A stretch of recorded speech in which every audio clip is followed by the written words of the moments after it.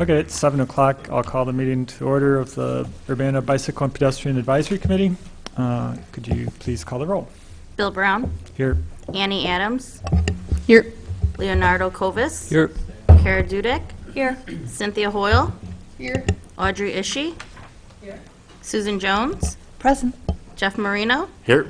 Craig Schonkweiler. Here. Nancy Westcott. Here. Lily Wilcock. We have a quorum. Okay, thank you. Next is approval of the agenda. Does anybody have any corrections to the agenda or additions? Under unfinished business, I would like to address a couple of things that came up in the last meeting that I was unable to attend. Okay. Anyone else? Okay, could we have a motion? Do we need a motion to approve that? No? Okay. Public input. Is there any public input? Seeing none. Unfinished business. Cynthia. Bill, you skipped minutes. Oh, we missed that. Okay, sorry. Approval of the minutes. So we have, actually we have December and January to approve. We didn't have the full December minutes last month. So is there a motion to approve those? Any corrections? I sent mine in. Is there a second? I'll second the motion. Thank you. Moved by Cynthia, seconded by Sue. There were some editorial corrections Cynthia sent in. Nothing major. Anybody else have any corrections? Okay, all in favor say aye. Aye. Aye. That motion carries. The minutes are approved. Now, unfinished business. Cynthia. Is that right? Did we had two sets of minutes. Do we need to do the ones from January? We did just that. Did we do the ones from December? Okay. So we did them both at the same time? Yep. Oh, okay, sorry. Wasn't paying close enough attention. So one thing I thought I would just mention in the annual report discussion last time, I worked on that also, and so I thought I would just mention that in the context of those minutes. And one thing that struck me was on page 7, there was a discussion, I think Bill asked if developers could be asked to dedicate land for pedestrian and bicycle infrastructure in return for requests for variances, etc. And then Kevin replied that the city could not require installation of bicycle and pedestrian infrastructure, but they could ask. And that dinged my bell because we have a complete streets policy. So we should be including those items in new development, and that should be required as part of what we're doing. And if we are not doing that, then we are not following our own policy. So if we haven't done everything that we need to implement our complete streets policy appropriately, I suggest that we take a look at that and how we need to adjust what we currently have so that we are actually implementing our policy. I think, just for clarification, I think in context what I was asking about specifically at that time was redevelopment of like... Either one. Okay. Well, I think point of clarity, I think Kevin responding to if a variance is requested, I think there's an issue if you're doing it in lieu of, you're approving a variance if they provide this trail, if there's no rational nexus. But yeah, clearly if there's a approved plan and you have standards that require a dedication of whatever infrastructure, then yeah, we should be getting that.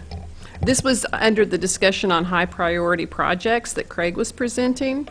And so I thought that maybe we should take a look at how we're implementing complete streets. Usually I've done trainings around the country on how to implement complete streets, and one of the things that you need to do is take a look at all your current processes and make whatever changes are necessary to make sure that in every instance, redevelopment, new development, variances, whatever, that policy is implemented at every point in maintenance, every step of the way. And one other thing I wanted to ask about under high priority projects, one project which wasn't mentioned, I was curious about, this kind of fallen off, was the Illinois Street bike lanes between Race and Vine. At one point, those were going to go in, and then it sort of fell off the radar. Is that still a delayed project? I don't recall that being on the high priority list. Do you think it was on there? Well, I remember at one point you said it was going to happen. Now, how high priority it was, I don't know. Between Race and Vine? Well, I mean, we certainly want to do it. It would be done in conjunction with the resurfacing project, but I don't recall it Okay. being listed as a high Okay. priority. And these were, Cynthia, from a table Right. in the master plan, and I was Yeah. trying to address all of those that were listed. Yeah. I don't recall that. And that's not particular- one of them. Right. Okay, all right. It And doesn't so- mean that it's not a valuable project. It just So- wasn't on that list. Yeah, maybe it came up a couple of years ago because you were thinking of resurfacing, but then other things ended up as priorities for resurfacing projects, and it got bumped down. But I wanted to ask, because at one point it was going to happen, and then it went away, and I wondered. Yeah. So it may not have been a high priority, it may just have been a project that you thought you were going to get to, but then things got reprioritized. Yeah, I don't recall that, but Okay. it could be. Okay. And then one other quick note I was going to offer to you all on the information about census data. One thing that I didn't see in the discussion, maybe you talked about it, but one of the other big problems with the trips to work data is it doesn't allow for people to provide information about chaining trips. For example, if you rode your bike to the bus stop, Yeah. that you have to pick one mode, We so you have mentioned that. to I think decide. the census question said the Yeah. one you took the longest time or longest distance. I don't remember, but Right. you just get to pick one. Right, you can only pick one, and so people are going to go, how do you decide on that? And that's a real weakness in our data, and maybe you all did talk about that, but I think when we collect local data, we may be able to reflect that information, whereas the census data does not, and I don't remember how we collected trip data locally. And I know that we also collected data for all kinds of trips, not just work trips. So that might be something that we could ask people is about chaining trips. Yeah, I mean, I think RPC might be talking about that at some point. When we talked about the census data, I think one of the kind of general consensus things was that it was a consistent way to measure it year to year. Right. And have comparison over time. Longitudinal Instead of data. having to put together a big survey or a big traffic study to Yep. figure out, exactly what people are doing in one particular time, Right, yeah. No, with the census data is very valuable. We just have to recognize what it's we're useful not getting for. all the Yep. data we want. Okay, that was it. Okay. Annie? Yeah, just back to what Cynthia was talking about, raising the visibility of our complete street policy and making sure that it's actually implemented and followed. Is there what would be the follow-up on that to make sure that that's happening, or what's our action plan on that? Yeah, the only thing I can think of is as we come to the developments we could ask planning, I guess, more specifically what the steps are they take.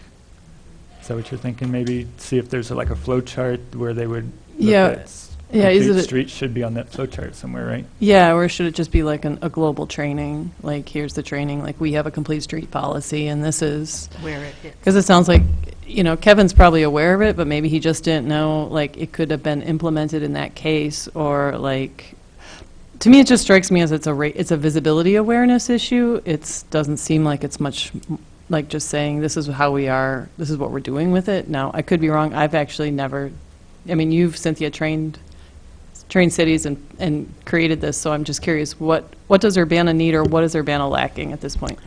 I could send you a presentation I've done on that. Do you want to give On what we're lacking? a presentation on that? Well, I'd be happy Or- to do that. I can do one on complete streets implementation.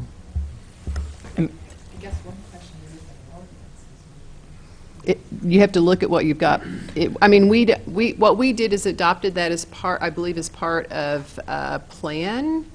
I'm trying to remember exactly how we did it. Both the cities did it differently. I have to go back and look. It wasn't a resolution, I don't think, for Urbana.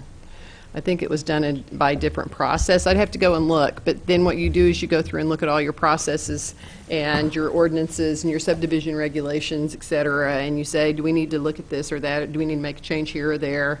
And you usually put together an we recommend you put together an intergovernmental committee, interdepartmental committee of city staff.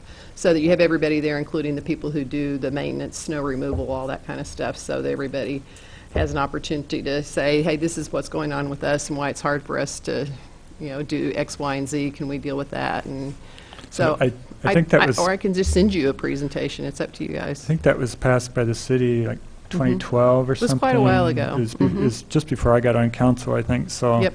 do you know if they went through that process and tried to look at the ordinances? And Not that I'm aware of. They may have done some work in that direction, done some analysis, and I know that they look at, staff has talked about that they look at their complete streets policy when they're doing a redesign, but we could let Craig answer.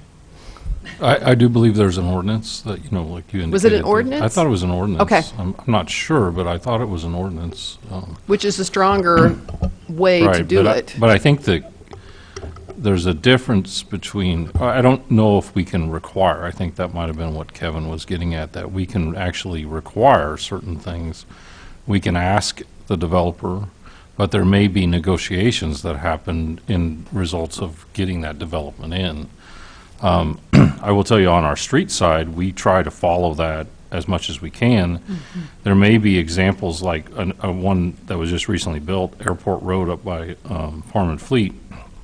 We did not put bicycle facilities in, so we do not have the funding for it. The grant that we got was an economic development program grant, and there was no funding to put the multi-use path in. However, though, we did plan for it, meaning that we asked the consultant to design the space for it. And we purchased right-of-way at one of the corners to make sure that we had space for that in the future. We actually took away some gravel area and cleaned it up. So we try. I mean, the intent is to do it, but sometimes there are just things that we just can't accomplish. And I think that might have been on the development side, that I do believe planning looks at these things, but when it comes to actually forcing a developer, I'm not involved with that process very much, but I'm not sure if we can actually force a developer to do certain things. We do ask them. Repeatedly, we have, I'll give you one example right now where the old Illinois American plant is on Lincoln that was tore down.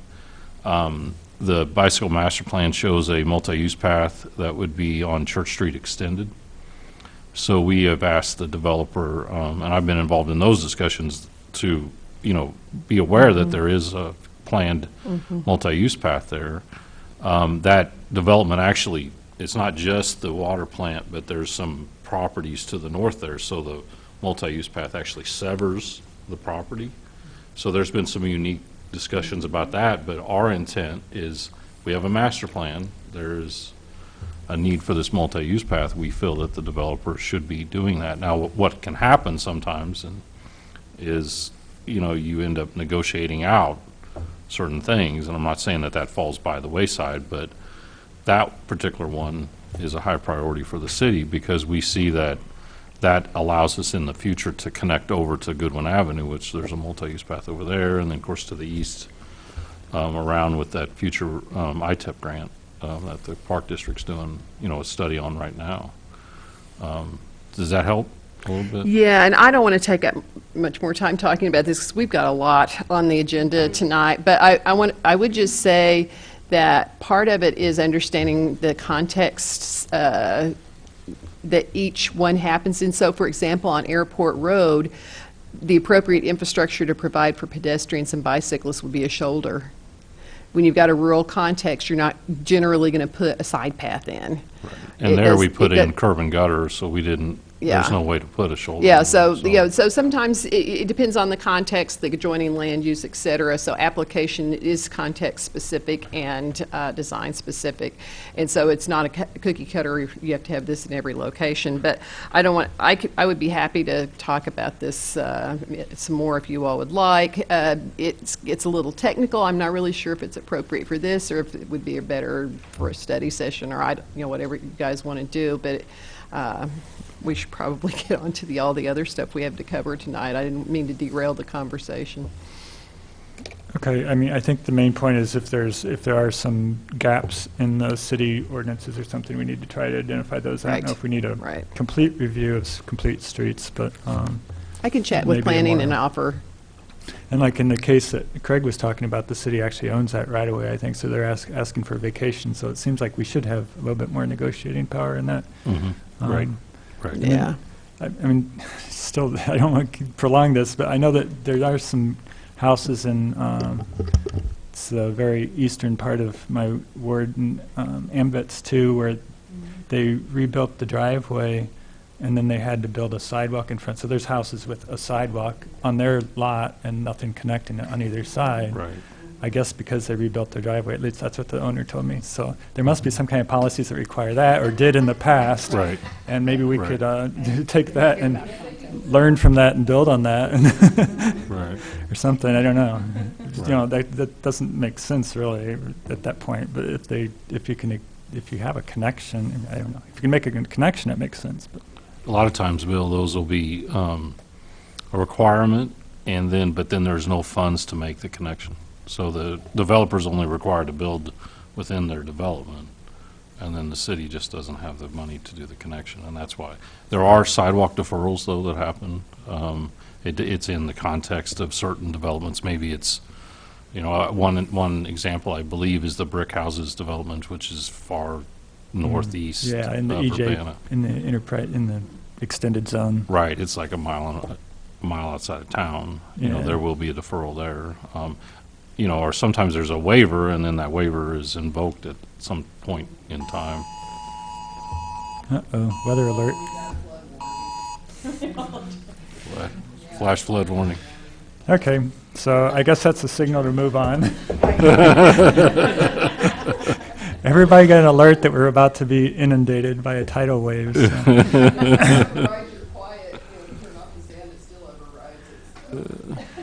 So under new business, I can take care of the first one pretty quick. Bicycle pedestrian annual report. I asked a few people to do summaries of the quarters, and I got 2 back so far.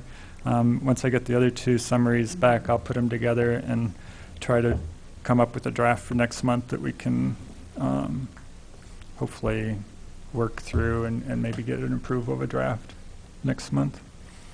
Excuse me, Bill, do you have a kind of a month you're shooting for to go to council with this then?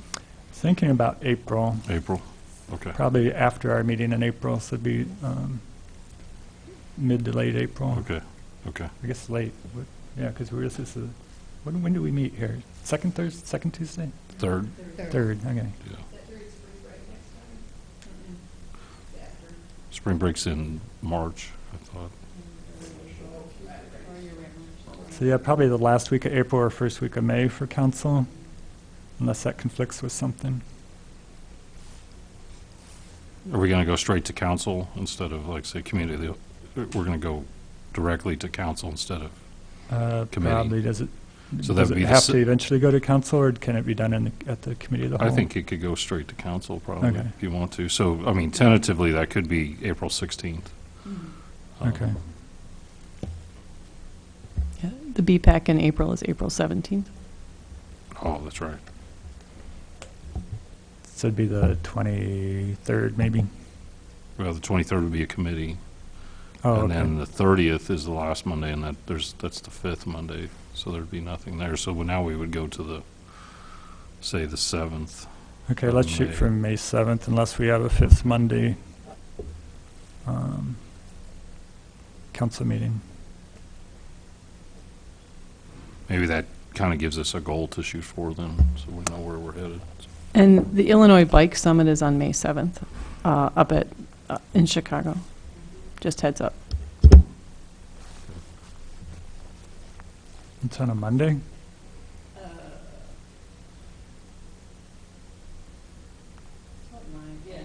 Okay.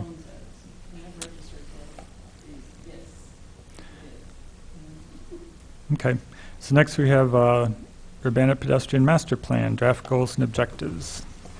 We have Gabe here.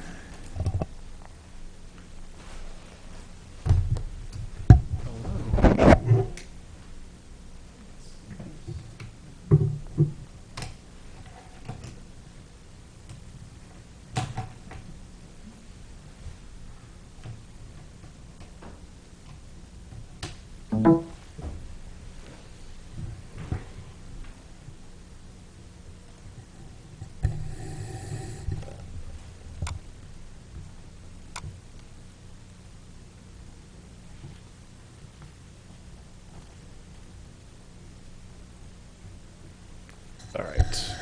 Move this back. Well, hopefully you can all hear me. Good evening. Gabe Lewis, Regional Planning Commission. Lori Morgan, also with the Regional Planning Commission. And so I know I'm on the agenda for the next 3 items, and we'll start with the pedestrian master plan draft goals and objectives. It should have been sent to you last week. Okay, I was hoping that you would have a chance to look at it. I'm not going to go over every single item, but what the presentation shows are the objectives. So I've dug down to the objective level, and then if there's something that you want to talk about now, we can pull up the document, or also, we can talk about if you need to give me changes. Do you want to go through your presentation and then go back and discuss items, or would you like to do it as we're going through? Well, let me start with a little background, but really the presentation are the objectives, so we can do it about it when you as get we to go it. along. Okay. Yeah. So from October, the special meeting we had, we took your input received in the fall to help develop these. What ended up happening is we were seeing a lot of comments that, related to particular topics for each goal that were kind of repeated by many of you. So we tried to develop develop the objectives around those. And then we also looked at least 10 pedestrian plans from around the country that are good models. Santa Monica, California, Chicago, New York, Seattle. There's a lot of them out west, actually, Fort Collins, Colorado, Santa Fe, New Mexico, other places like that. So with that said, we will just dive into the first planning pillar of accessibility and connectivity, and the goal being to improve Urbana's pedestrian infrastructure to enable and encourage all residents and visitors to choose to walk to destinations. There are 8 objectives that really relate to ADA, crossings, destinations, and development, so actually relating a little bit to what you guys were just talking about. So the first 2 objectives relate to information from the QOT sidewalk inventory and assessment, which are to increase the sidewalk ADA compliance score for at least 10% of the existing sidewalks by 2023. I'll point out a lot of these objectives are within a 5-year time frame of 2023. Some are within 10 years of 2028. The second objective is to increase the sidewalk condition scores for at least 5% of those sidewalks by 2023. So those are the 2 big scores that went into the sidewalk network inventory in terms of how we assess the network. So another comment is, after this, we're working on and we'll develop the draft plan, and that will have all the information that, we do have the existing conditions report, but we'll be able to tie some of the specific numbers to recommendations, places that we're looking to improve.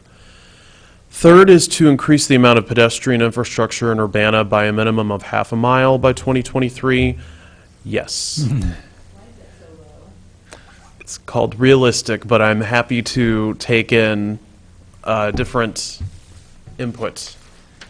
Depends on development. I mean, it's because it's not, I would say Public Works could speak to like how many new sidewalks or new miles of sidewalks they construct. Okay. Yeah, I guess I was a little confused about what it counts, because later we're talking about doing like the trail along the railroad from Vine Street to Lincoln, and that would be a half mile right there at least, probably, so. Okay. In 5 years. And so if you wanted to say, non-existing, or I don't know, but it just seems low. Okay.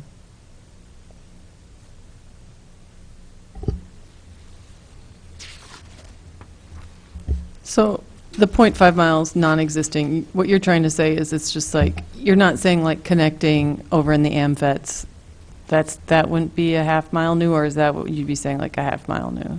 If it doesn't exist right now, then Okay. yes. Yeah. it says infrastructure, I was thinking of like pedestrian islands and then Yeah. street or crosswalks Okay. or something. Yep. Yeah, I mean, if we can change it to sidewalks since we're really talking about mileage. That's Okay. what's the intention here. I'd like to consider increasing the number, if you all could chat about, look at what you're talking about in the rest of the plan, and get a sort of ballpark estimate of what that would actually be. Yeah. Sorry, go ahead. I was just going to say also, you know, if you're talking about gap projects where there's like a 200-foot gap on a one block that's going to connect two other sidewalks, you know, half a mile would be 2,000, you know, over 2,000 feet, linear feet, you know, so you're talking about 20 200-foot gap projects, which is probably pretty reasonable. But I wonder if we want to change that half a mile to 2,300 feet, and then it just, you know, half a mile sounds a little like that doesn't seem Small. like, yeah. 2,500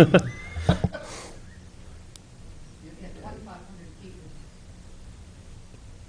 would make you think of the scale of things more accurately.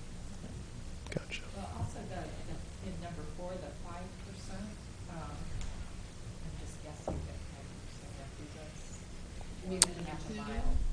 In that Objective number 4. That one is actually, we did a little research into that. So the current percentage is 85%. We're talking about arterial roads.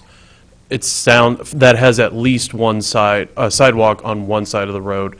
With the Cunningham Avenue side path project extending north up to Napleton Way, that will increase that to 88%. Beyond that, there are some arterials that are under IDOT jurisdiction, so that is a challenge, not impossible, but it's not city-owned right-of-way. So that's why this one is 90% within 10 years. It may sound small, but beyond the planned project at Cunningham, I don't know what else. I'm not aware of anything else that's planned, and that's just where we came up with that. So I guess, so does that get double counted, kind of? That gets counted into the miles of pedestrian infrastructure, plus it gets counted as, Yeah, Okay. it would. it does seem like that miles of infrastructure should be a little bit higher, because between that and Yeah. some connections, maybe a mile. I'm happy. Yeah, sure. Any other comments on on these 4?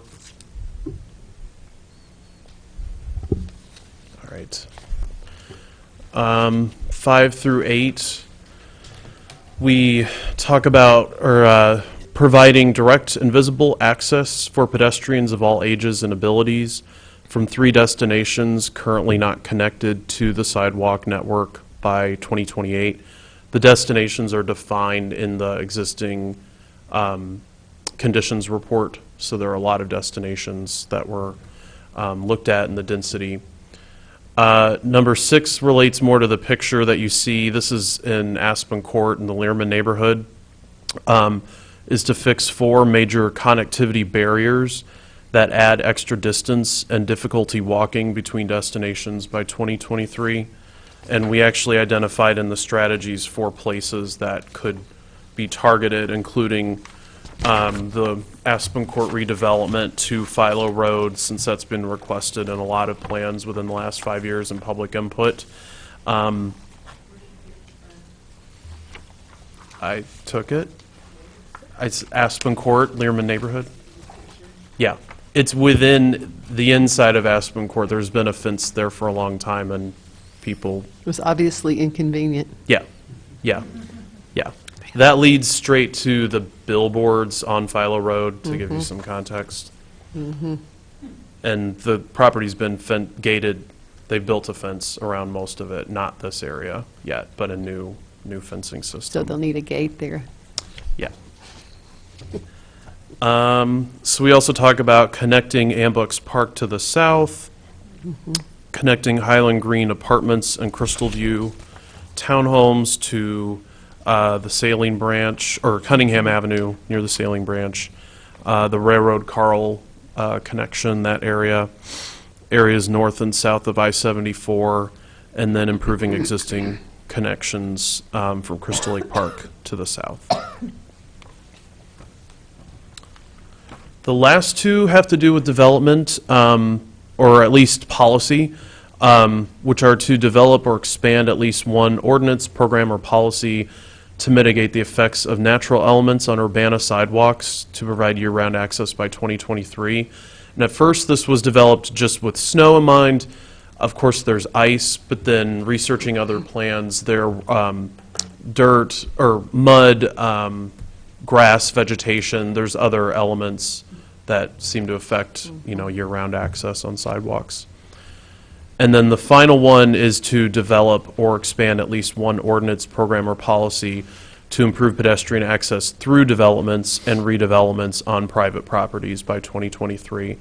So the strategies here do talk about pedestrian circulation, internal pedestrian circulation plans. The Church Street case is interesting, that maybe I can add another strategy about, a shared use path that goes through a property, because that's not something we had thought of, but is a situation that, we could be looking at.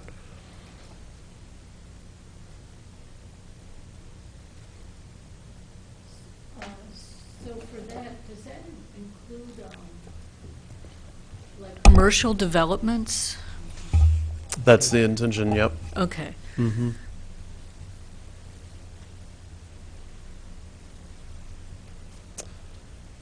I'm going to move on to goal number 2.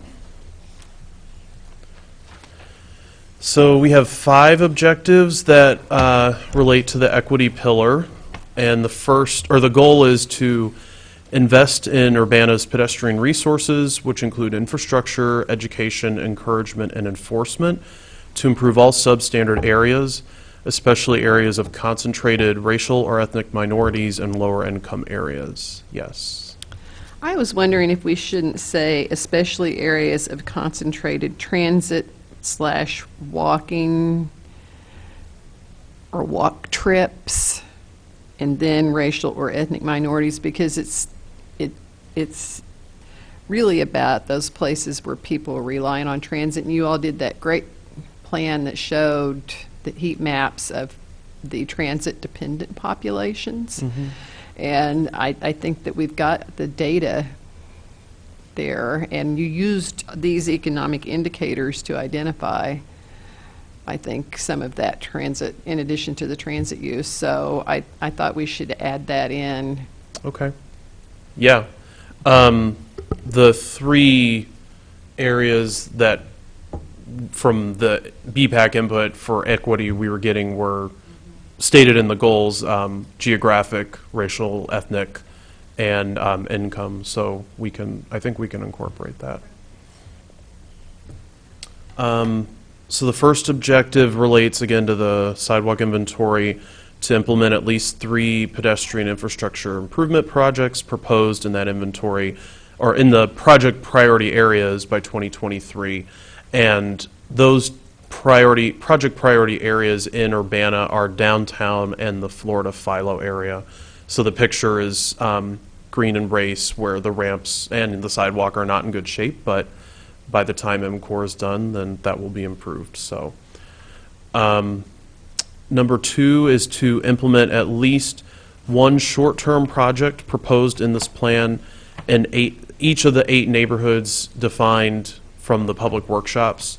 So that covers a lot of area. We had all the public input last spring, and that's relating to geographic coverage in the area. So that's just a way to make sure you have geographic diversity, basically, spatial diversity. Okay. I thought we should increase the number of residents per neighborhood. Say that again? The number of residents? You said, were you looking at oh, I'm sorry. I'm on number 2. I think maybe I was you're... looking at number 2. I was looking at number 4. Okay. And because on number 2, you talk about, just the projects, not the number of people. Okay, Right. never mind. Wait till we get there. Gotcha. Number 3 is to invest in the extension of the Kickapoo Rail Trail to at least one Urbana neighborhood with predominantly low and moderate income households by 2028, with the idea of what I'll talk about next, extending the KRT west to hit at least East Urbana, have a more direct trail connection So- to East. I guess I wouldn't think of that as an extension. I'd think of that as like a spur or a connection. Any additional miles, it's up to you guys, I mean, but the Kickapoo Rail Trail to me is like one trail, and then anything else that comes off of that is a connection. But we're so talking about how we're going to extend west from Main Street, whether that's on the rail line or Main. I mean, that will still be part of the trail, but that wouldn't be a spur Oh, okay. exactly. Does that make sense? Okay. Oh, yes. no, that's fine. I was thinking of connections. I didn't really consider that one a predominant low income, but it is because it has UC2B there on Main Street. Okay. Number 4, to distribute educational, encouragement, and/or enforcement materials regarding walking. What we have now is to a minimum of 15 residents of each of the 8 Urbana neighborhoods, but you're, Cynthia, saying, what did you want to change it to? 15, or more probably, I didn't catch what you had said. I think, given the number of ways in which you say we can make connection with people, I would think we could do at least 30 or more in a neighborhood. Yeah. Maybe one of our issues is documentation. I mean, how Sure. would we know? And if we're going to contact people directly by address, then it's a more complicated and expensive undertaking. But I wasn't sure. I thought maybe if you were talking about, like trying to keep track of how many people you give information to at these different events in those neighborhoods, you could say that we distributed it to people there, but it's a little bit of a stretch because not everybody at those events lives in the neighborhood. Right. Yeah. But would it include like social media? Like if the city, did like an educational campaign and, with that, because 15, that does seem really low. The only thing would be to be able to document it, like Cynthia said. So if you could tell where people are living or what neighborhood, I would, maybe if it was something that was shared with like a neighborhood association listserv or something like that. Then you're going to reach a lot more Yeah, people. exactly. Can you say why you chose 15 to begin with? Some of these numbers are just low. Yeah, to start. So this is where we get your input. It has to be realistic, but yeah, definitely that some of them are low. So And Gabe, you could also add to the list Park District neighborhood nights, sure. because with exceptions of places like Crystal Lake and Meadowbrook, a lot of those people are just coming to their neighborhood park. Makes sense. Yeah, because by 2023, golly, we could really increase the number enormously. If we were going to say per year until 2023, I would say you could say 30 residents per year of each of the neighborhoods. But if we're talking about the entire time period, I would up it to 100 people from each of the neighborhoods. Yeah, and we could write it either way, where it's 100 over the time frame or a particular number annually. And again, that's a minimum too, so. It's I up to you think guys. putting it annually will make it more of like this is an ongoing culture change thing, not let's get it done. Yeah. So you had said 30 annually minimum? I mean, yeah, I think you'll be able to break that, but that's also a good part of this.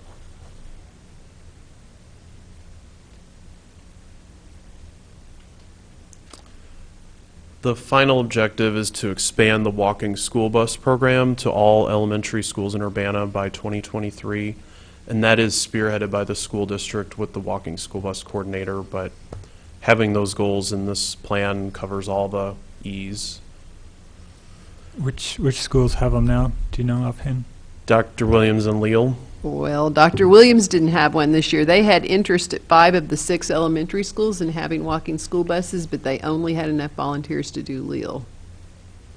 The walking school bus coordinator this year really did a great job recruiting people to participate. But we have not gotten the number of volunteers we need to do them at all of the schools that students want to have walking school buses in. So that's really where our problem is.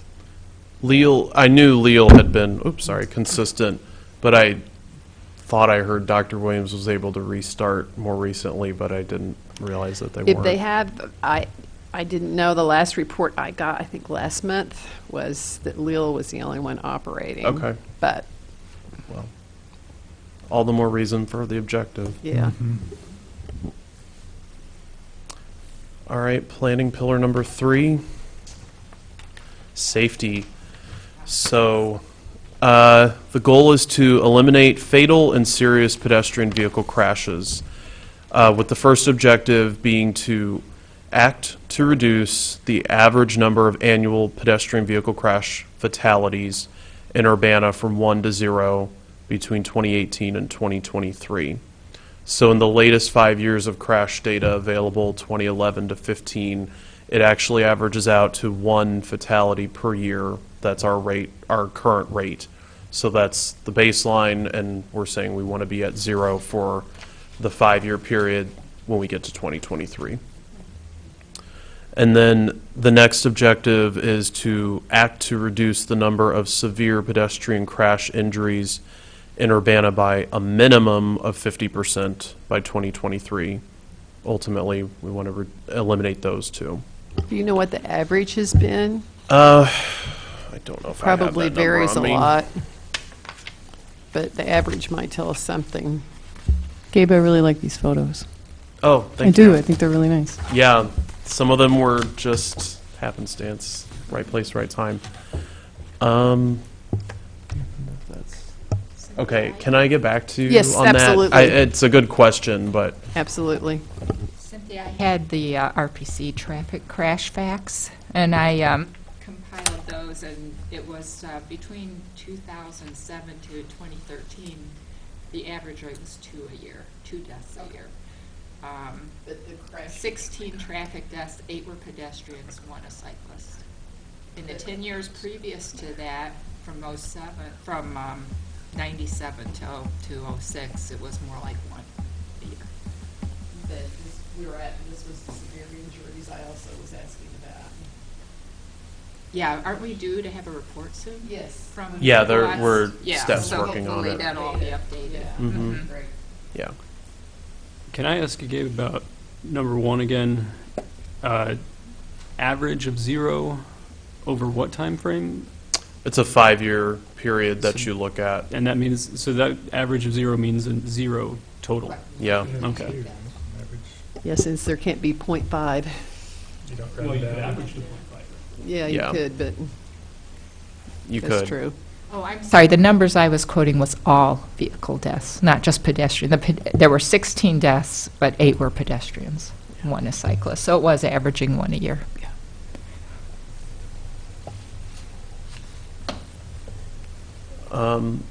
Number 3 is to add new or upgrade existing pedestrian safety features at a minimum of 2 signalized intersections in Urbana by 2023. That's kind of relates a little bit to this picture, although some intersections are IDOT controlled, but still be good to improve that when possible. Let me go on. All right. Number 4, use the Champaign-Urbana, we call them the pedestrian crossing enhancement guidelines, to improve pedestrian crossing safety at a minimum of 3 uncontrolled locations by 2023. So, yes. What does that mean? Is that mid-block crossings, or is that intersections with no traffic control? I wasn't sure how we were defining uncontrolled locations. Well, correct me if I'm wrong. Go ahead. I view that as mid-block, Okay. Yeah. Okay, all right, thank you. but you could add that language in there. Yeah, we just to could, clarify it. yeah. We typically don't use in engineering, we don't use those crossings for, I mean, that guideline for an uncontrolled location. It's the way that the data and everything, it's for mid-block. That's the Okay. way the guidelines read. Okay, because I thought maybe they're talking about intersection with no signs, traffic signs at all. Yeah, that would be a different analysis. Okay, all right. Then we maybe should just say mid-block so that it's clear. Yeah.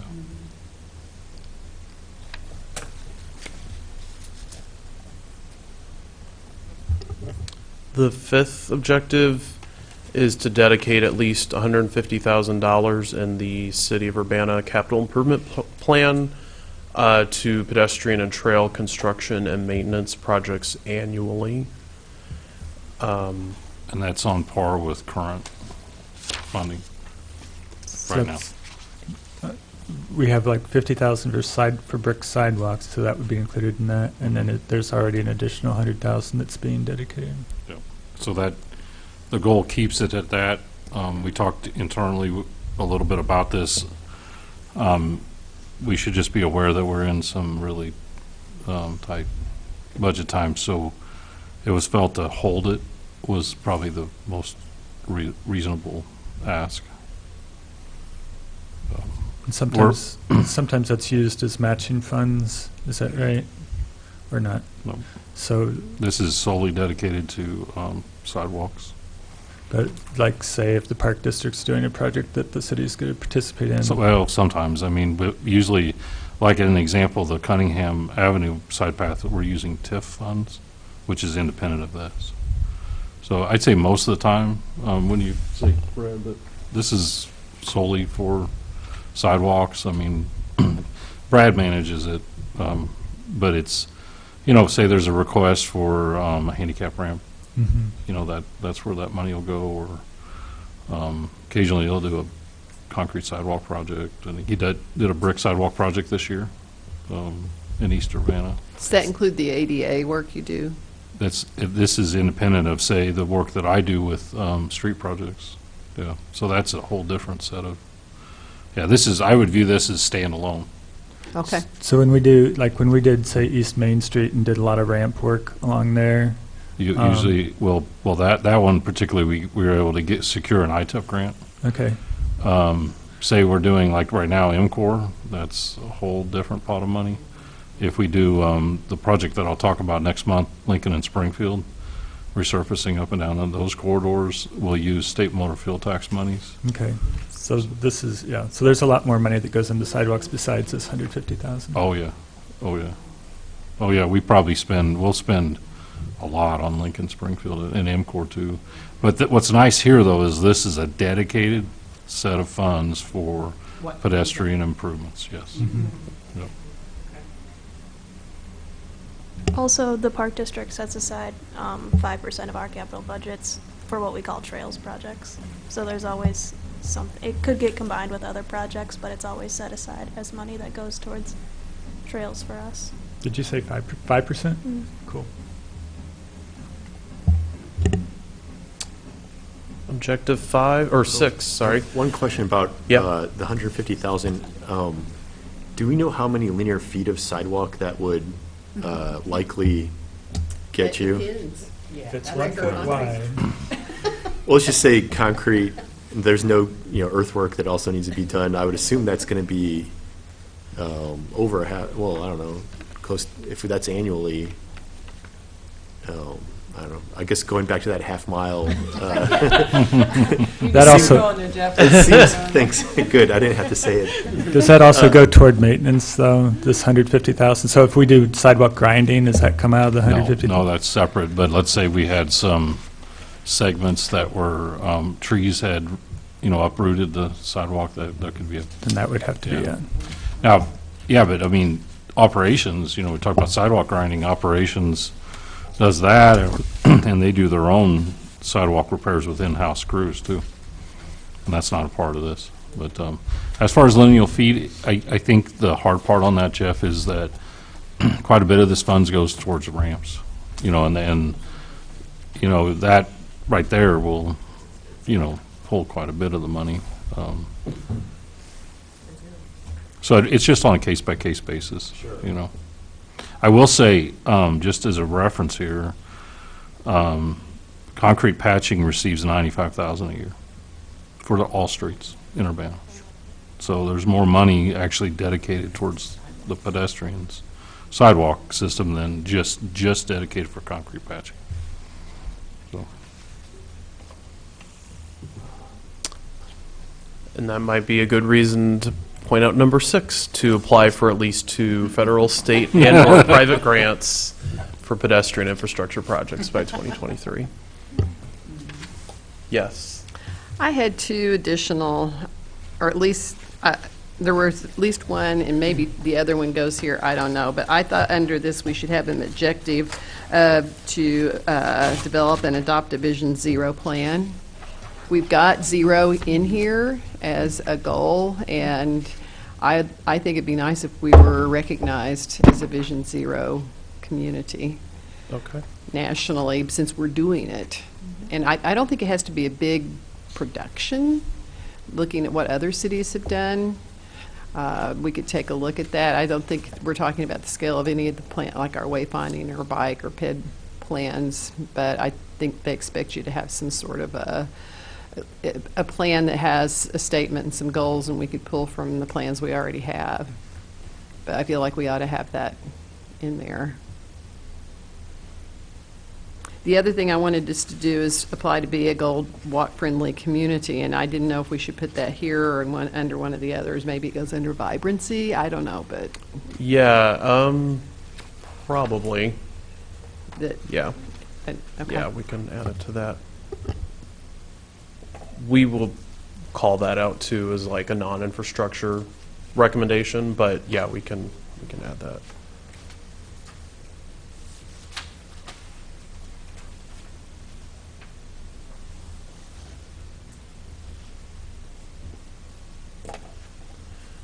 Okay. Last but not least, vibrancy. So the goal encompasses a lot: to create healthy, sustainable, aesthetically pleasing, and economically stimulating community streetscapes and natural landscapes that both inspire and facilitate walking. So there's a lot of things here: connections to nature, economic impact, gateways, health, increasing walking, streetscape, and visual engagement that we got from your comments and that we looked for in other places. So the first objective is to create at least 2 connections from the Urbana pedestrian network to natural features such as open spaces, waterways, or wooded areas by 2030, since some of those may be larger projects to do. Looking at things like Boneyard Creek. Secondly, provide support for a minimum of 2 existing and or new events that connect walking and business by 2023. Third is to support at least 2 active living initiatives by 2023 that expand and encourage walking to improve health. Fourth is to shift at least 1% of automobile trips to walking trips measured in the Urbana Pedestrian and Bicycle Survey by 2021. We wanted to point out that it wouldn't just be adding 1% of, like, increasing walking trips by 1%, but that we want to shift that. Add 1% of the whole population, not 1%. Yeah. Yeah. Yeah, I was curious why you didn't, why you did it that way rather than set a target for walking and transit mode share. The pedestrian and bike survey, one thing that related to your conversation earlier is that it asks how people got around within the last 7 days. So they can, I'm pretty sure they can mark more than one mode. So yes, it's important. I mean, we want to capture walking to transit and biking to transit, but can you repeat what Well, your I was curious comment why was? you chose to set it, the objective as a 1% mode shift from auto to walking rather than say we want this percentage of walking trips, this percentage. Because the PABS looks at different types of walking trips. There's 4 different types, and they all have different mode share numbers. So it's okay. walking to school or work, walking for, I think, recreation, walking to transit, and then walking for other trips. And they Okay. all have different numbers. Okay. Number 5 is to budget funds to improve streetscape on a minimum of 2 street blocks to be more pedestrian-friendly by 2023. And number 6 is to increase the number of public art installations in walkable areas by a minimum of 2 by 2023. You okay with that, Amy? I approve.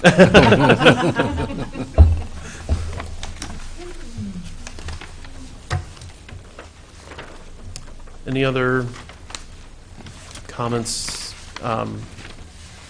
questions at the moment?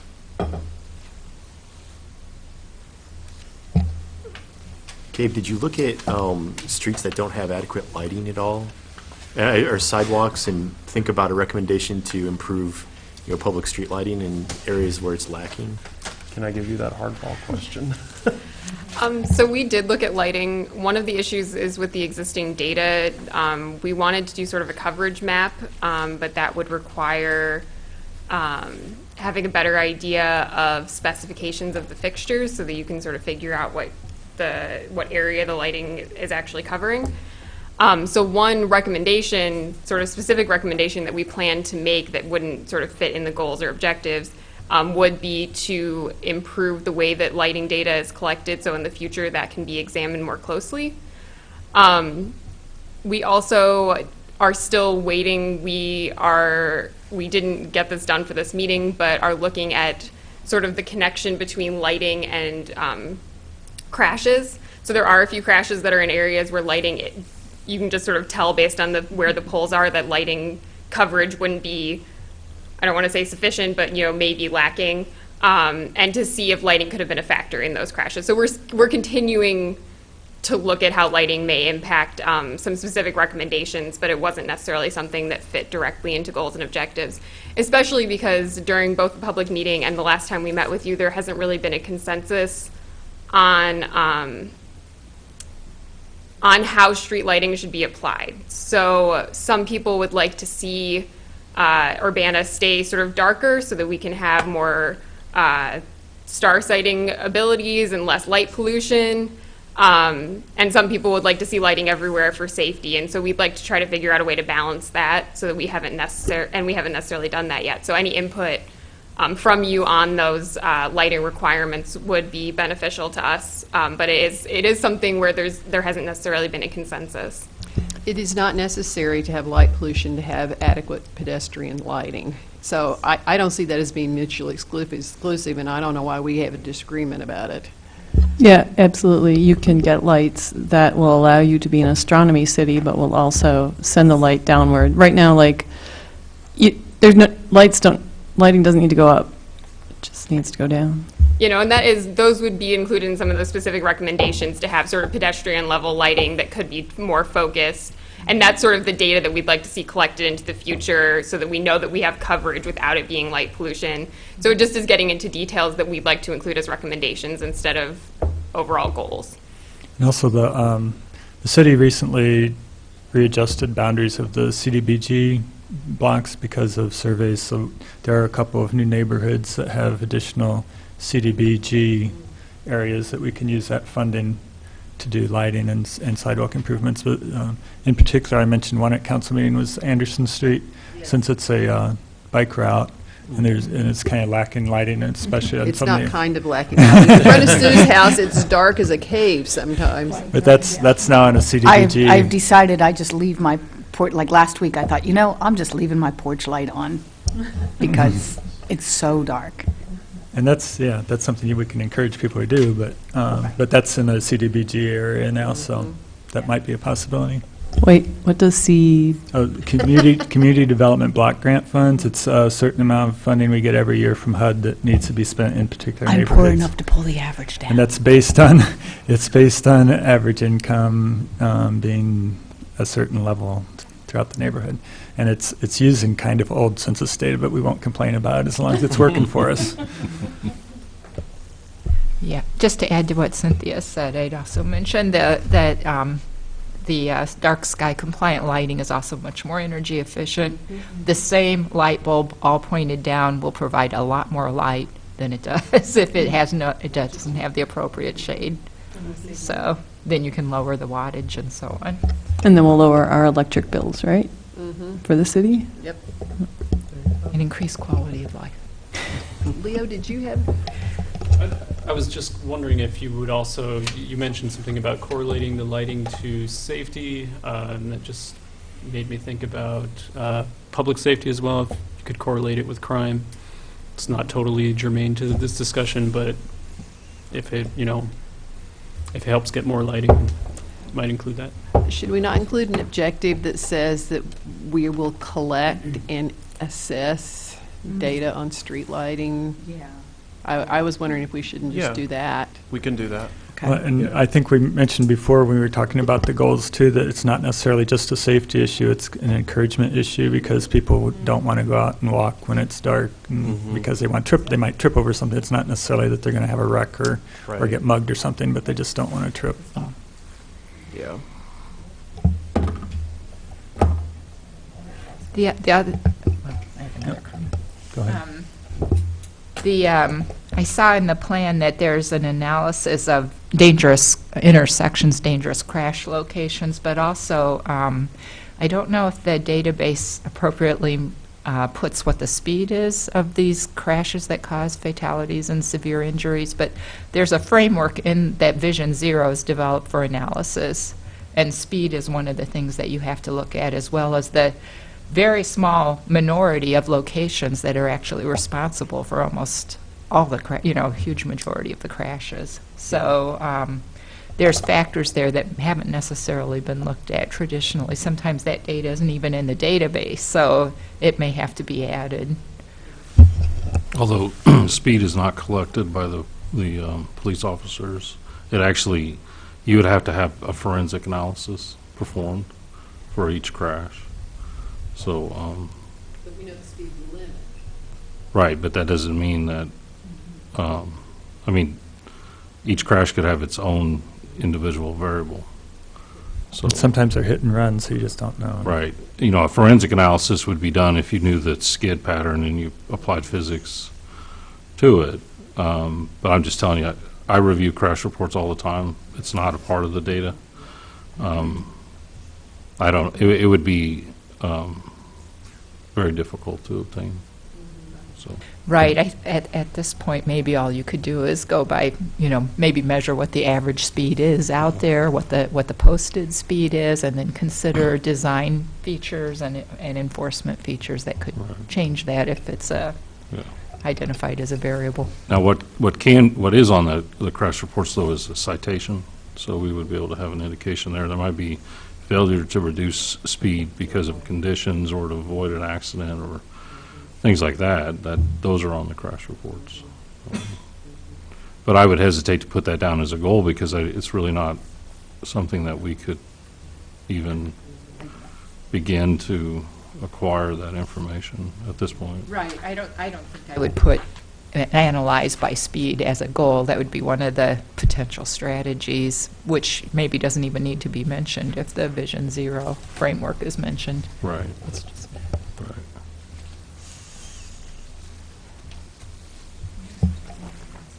Right. Go ahead. One other question, Gabe. Did you look at, or maybe it's already in here, reviewing existing policies that the city has for future development to make sure it's pedestrian friendly?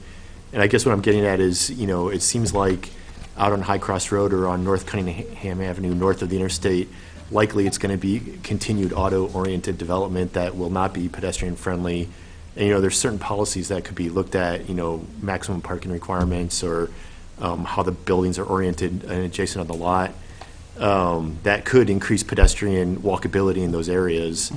So that's something that, it's not going to retroactively change development, but, as moving forward, as development continues to occur, the city can take steps to make sure it's pedestrian friendly. Yeah. That,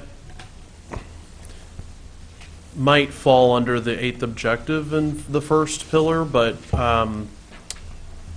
I don't, either we could look at maybe some more strategies, or I don't maybe dare say another objective. Because we do talk about internal pedestrian circulation. We do have as a strategy to review subdivision requirements to maximize safe pedestrian accessibility to destinations. But in terms of design, like site design, things like that, I think we could incorporate that.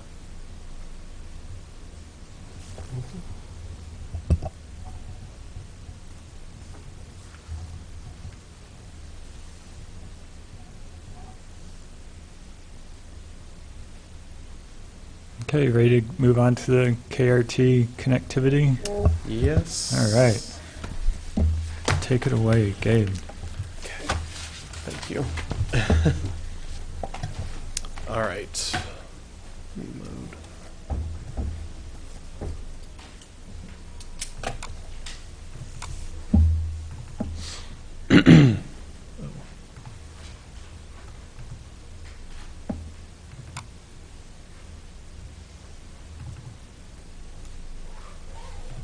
Oh, maybe before we move on, could you just tell us what the next steps is on this? The pedestrian plan? Yeah. We're working on, or continue to work on the draft report, so that's something I want to get done in March. And then we'll be talking about meeting with city staff to present that information to you guys and the public. We'll have a second public meeting. Okay. All right. Thank you. Mm-hmm. All right. So the Kickapoo Rail Trail Connectivity Study, the official name is a little longer than that.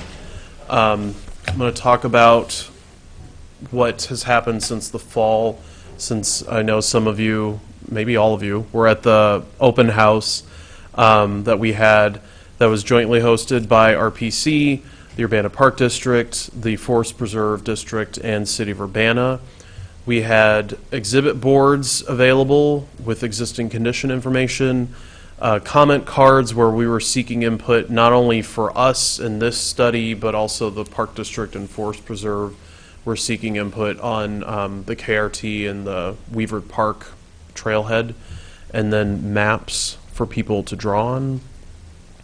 So we had 35 attendees, which was a pretty healthy group.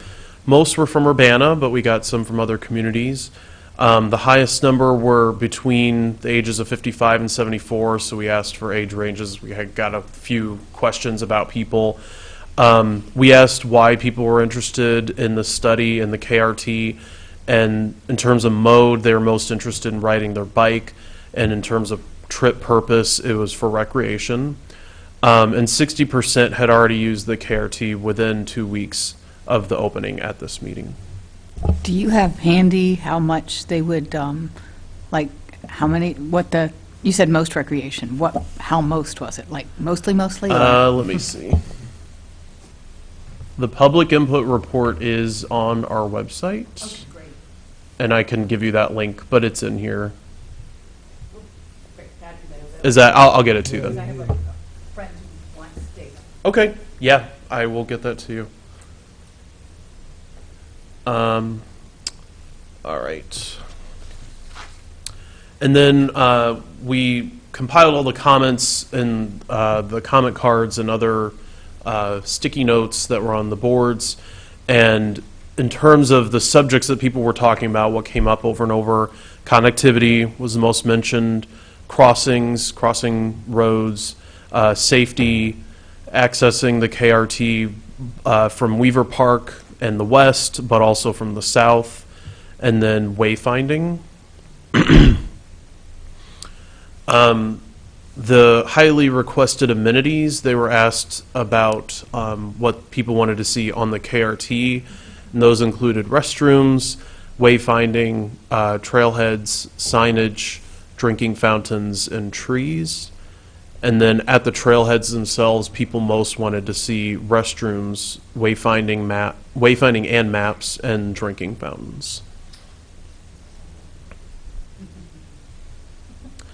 And then we had maps, both big maps on the tables and on the back of the comment cards, and we asked people to tell us where they wanted to connect. I'm going to try to zoom this in. So, maybe a little hard to tell.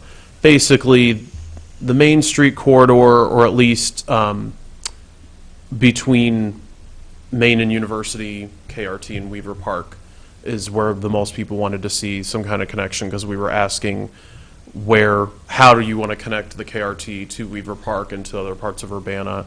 Pfeffer Road got a fair number of responses to connect that to Washington Street, and then the bike lanes that are there, and then also getting just on the rail line to Smith Road. Those were the top 3 ideas.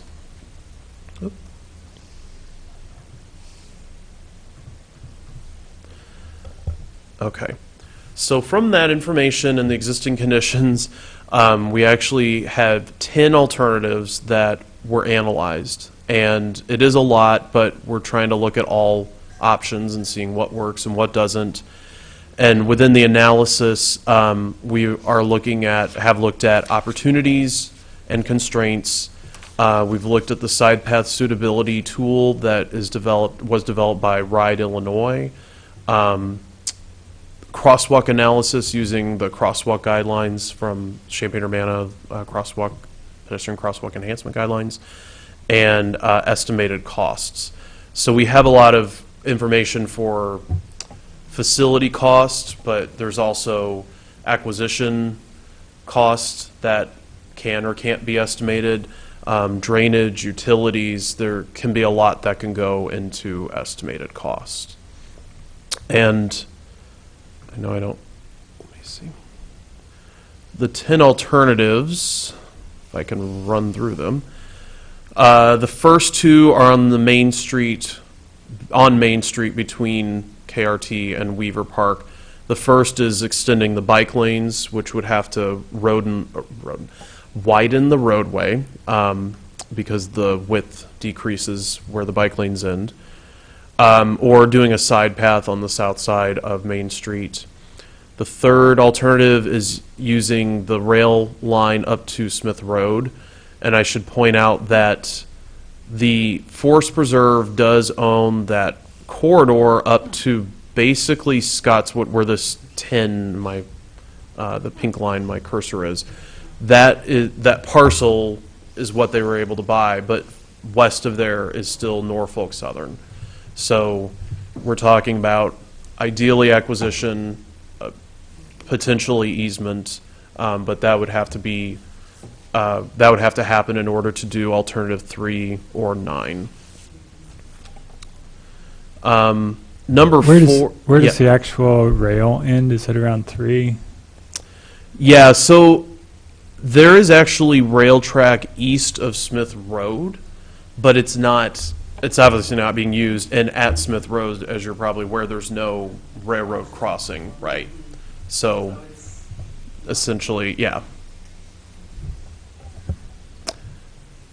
Alternative 4 does take the rail corridor concept west of where the Forest Preserve owns to the Baker's Lane corridor, and that is the city-owned right-of-way between Weaver Park and Scottswood subdivision.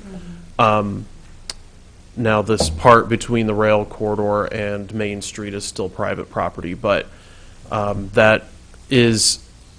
benefits include getting a direct you have a complete off-street connection until you get to Weaver Park.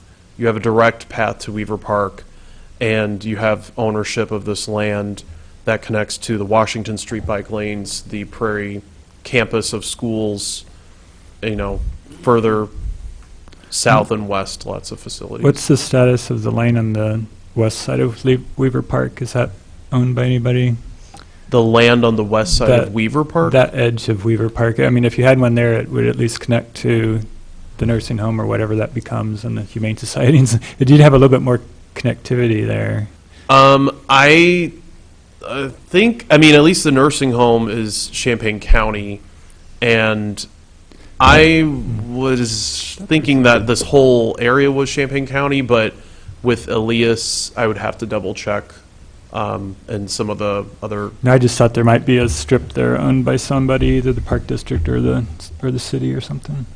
Maybe, I don't want to put Kara on the spot, but I mean, you have at least the west side of Weaver Park that follows that Kent Street corridor all the way down to the Prairie campus. Yeah, and so there's a Weaver Park master plan from 2007 or so, and it actually had a trailhead. It was called a bicycle node, but it was planning for Weaver Park to be a trailhead. And that side, the west side, was envisioned as some parking for ball fields, because Weaver was laid out for ball diamonds and soccer fields. But really, the west side hasn't been explored much. Mostly we've been thinking about Baker's Lane or multi-use path on the east side of Weaver. Yeah, there's been a lot of interest in Baker's Lane because of all the kids who walk to school at Prairie and the lack of sidewalks in that development. Yeah, that's true. I just know when I attended the Corn Cross, the neutral cycle Corn Cross, the cyclocross event, it was the first time I had really spent time in Weaver Park, and the first time I'd spent any time actually at the Brookins Center and that whole space. And I began to realize how amazing it would be if we developed Weaver Park, put a path through Weaver Park the same way we did a path through Meadowbrook. That was the first time I realized how it would be amazing if we could do something like that. So that was the first time I'd seen and experienced that, and because I realized you would get people who would come off Washington, because right now when I go to the KRT, I go up Washington and then I scoot through. I try to go as far down Washington as I can so I can be on Main Street as little as possible. But I realized if we did a path through Brookins, through, not on the side of Weaver Park, but through Weaver's Park, it'd be beautiful, and then I would be out there. But I understand that that's probably not feasible, but I just want to put that out there.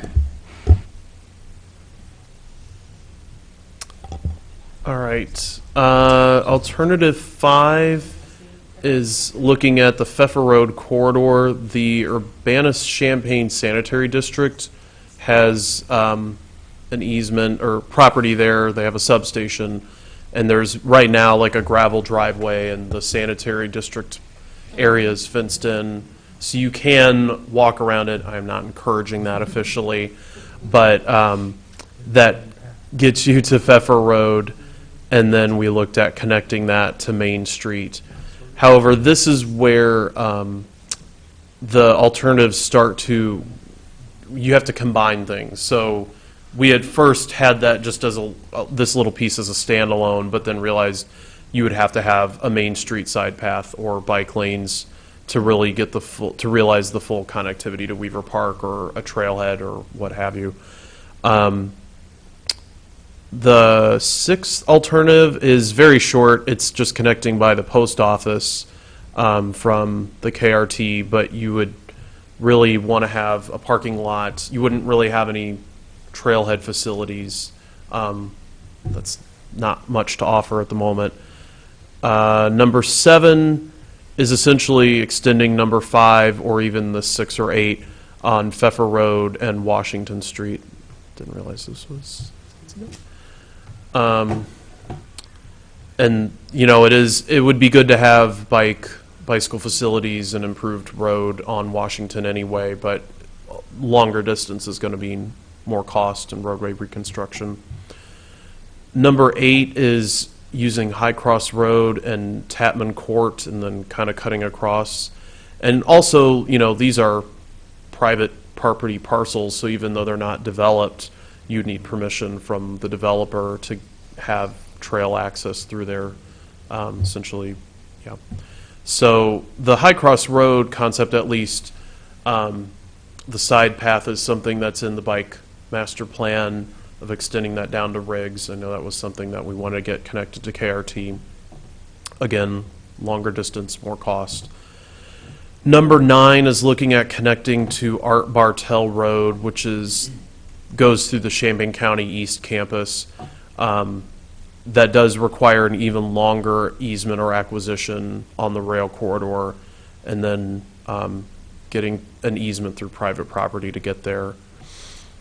And then number 10 is looking at where the forest preserve property ends.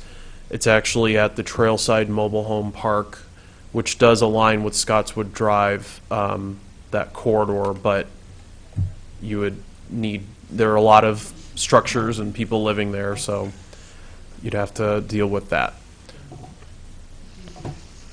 But what you're saying is you could purchase, I mean, the land could go all the way up to number 10, you'd get people across the street, they'd head to 2, and then they could go down to 4. Yeah, the thing with 10 is you do have to use number 2 as well, at least. Yep.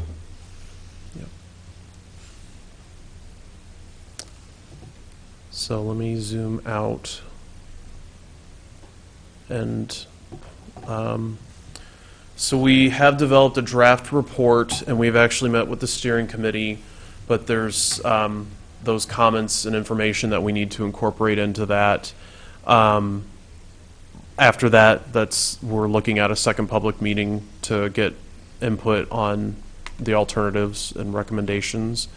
So we have 7 sections of the report: project overview, existing conditions, which was presented at the first public workshop, network analysis, looking at bicycle level of service and pedestrian level of stress, public involvement, facility types, alternative analysis, and then talking about preferred alternatives. And as I mentioned, we're updating the draft report and then looking to have a public meeting in the spring. Any questions for Gabe? How strongly was the expressed public interest in these alternatives taken into consideration? I mean, were designs actually developed because of a particular, or were they kind of, that was just taken under advisement and these alternatives were already out there? A little of both. I mean, the most public, like the strongest public input we got was on the Main Street corridor, but we wanted to look at that anyway. But I think it was an important thing. It's the most direct. And along the rail line too. I mean, there's a lot of community support to extend the KRT as far west as possible into Champaign, into campus. But you know, that is a big conversation that involves dealing with the railroads again. So that's definitely part of this, to say, at least we have heard from the public too that, you know, this is a reason why we are looking at particular alternatives. We want to include that. Well, I was just kind of disappointed there wasn't more concern about connectivity to the north, like to Ambucks Park or getting across University Avenue, essentially. Oh, Our I favorite. see. Yeah, the study area of this does not extend that far west. So this yellow line on the west side of Weaver Park is the study area boundary. So yeah, if there were opportunities to extend it further west to get further north access into Ambucks Park, that'd be great. But Well, that's in our Greenways and Trails plan. We already have that in there, and the crossing to get to Ambucks Park. To Main Street, yeah. From Main Street, yeah. Where is the crossing? Through MTD. Oh. And obviously, the economic impact of having something go directly to downtown Urbana it would be huge. yeah. I mean, I currently have brunch in St. Joseph's frequently, because that's, but I would. Had you been to St. Joe before the trail? I had never been to St. Joe before the trail, and now I and other people frequently go there and have brunch. And I would probably turn around and be like, oh, well, I'm just going to turn around and then we have brunch when we get to downtown Urbana. But right now, with the crazy route, I don't bike. I'm not going to bike on Main Street. So I just think, as long as we make sure to continue to have that part of the conversation, that's obviously the ideal situation. But again, I would like to say that Weaver Park is beautiful, and that Corn Cross was so great, and it was just wonderful to see all these people out there. And And I just, if more people would use that more, I could see that being a really useful park for running and walking, and a lot like Meadowbrook, it really has that same feel. And that would really have a massive economic impact on that whole area as well.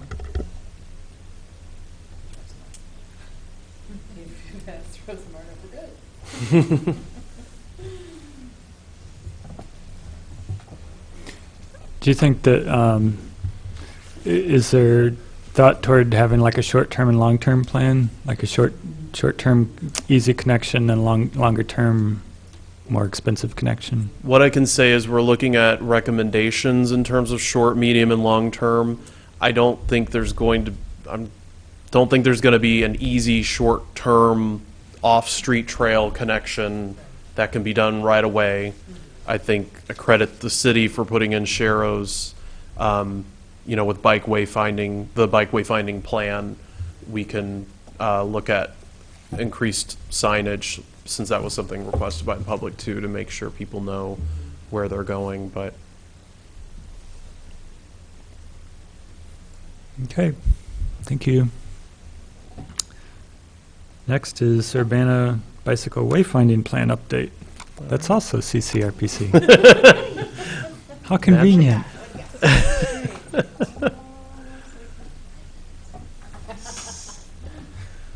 all right, last but not least, so the bicycle wayfinding plan. This is a little shorter update, but what we've done, we've looked at a lot of different cities, and some of which have plans, some of which just have signage, some of which have both. And we've broken them down into primary cities or counties that we're looking at that have really good plans and some infrastructure, and then secondary areas. So 5 areas that we're looking at are Dane County, or where Madison, Wisconsin is. They do have a county-wide bike wayfinding plan, and they do have one for a major arterial where they have a trail, a plan for that as well that's in line with that. And that plan focuses on signage for bicyclists and pedestrians, more so with a lot of the off-street trails they have.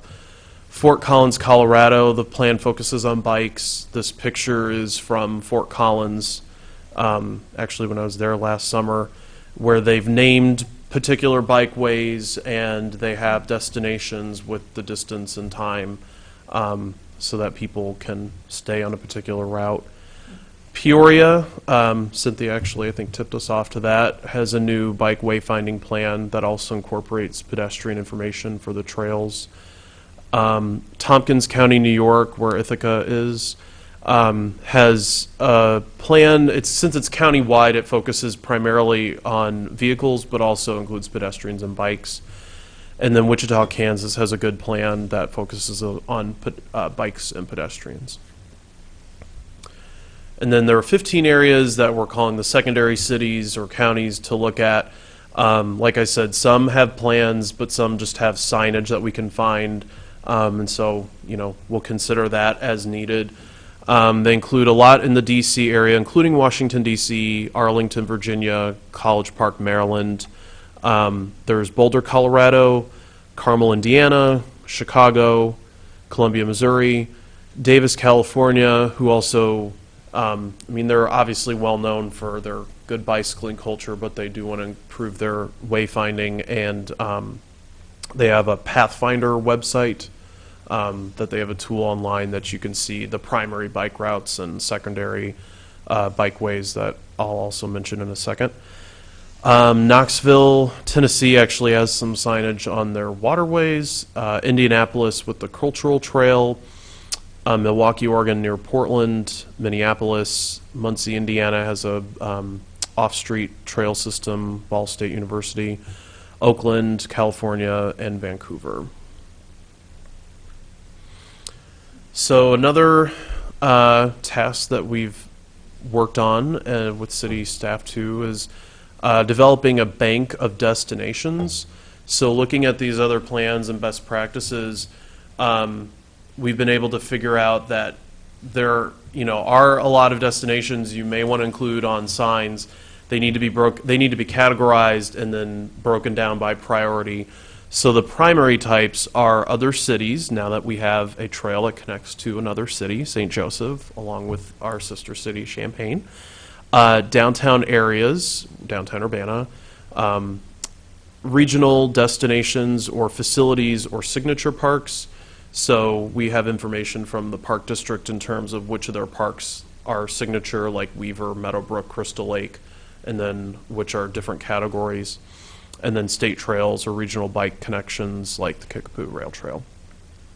Secondary types include major commercial districts, primary bikeways that we've identified, I believe, I want to say 6 or 12. I think that's 6, and then we have 12 secondary based on bike routes in the bike plan. Major community facilities or destinations, which can include places like Phillips Recreation Center.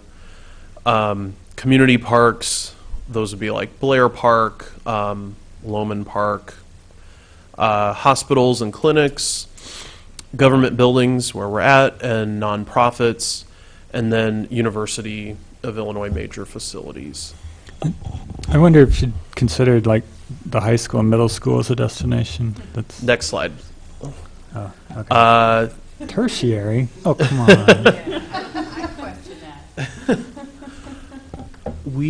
I might have, let me see.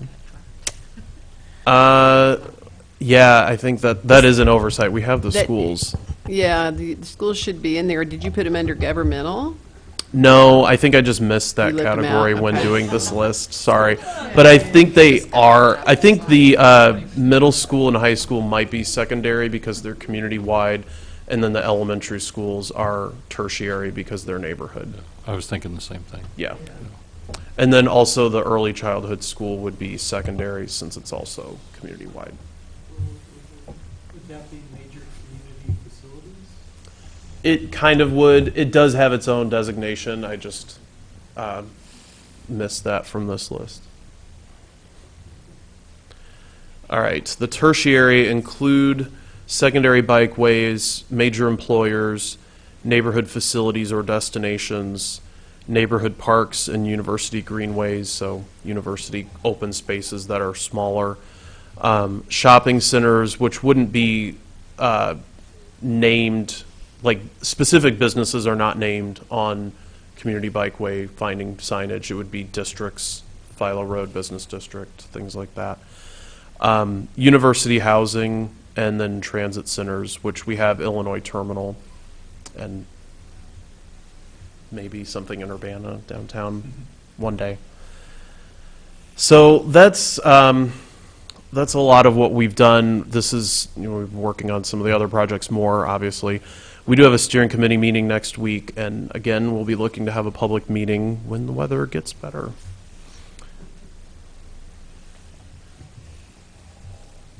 Okay, any questions? I do have a question about signage. I'm just wondering if if people ever mark like on bridges what water body you're going over. Because Champaign Urbana, in Urbana, I assume everything is the boneyard, and I know that's not the case. And it just seems like, for kids and people of interest in the parks, it would be nice to know what water bodies are going through. Yeah, I mean, I can say in the destination bank, Boneyard Crossing, at least in downtown Urbana, is a destination. So having signage throughout the community will at least direct people there. Beyond that, I'm not the one signing things, so I can't address that, but. That's a good point. I mean, we have never done that. I mean, we we have the Boneyard, we have the Saline, we have other unmarked, tributaries and things like that. McCullough Slough, I think, is one in the southeast. Right. No, that's a good point. Maybe that's something we can consider, right, independent of this, maybe, so. Making the pedestrian thing too is kind of a sort of a sense of place. Right. Yeah, thank you for bringing that up. I can't guarantee it'll get done, but I think that's a good idea, though. So, And not that huge. right.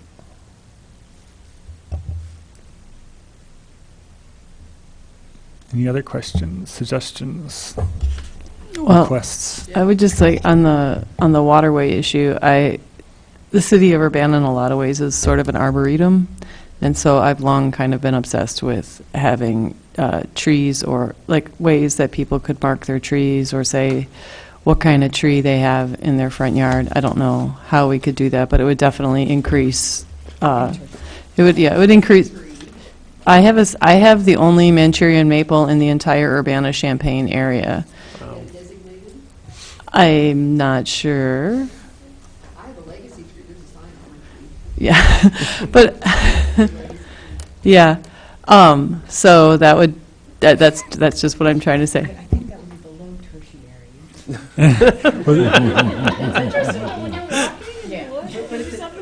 Well, it does sound like something the tree commission might be interested in, because, Yeah, exactly. yeah.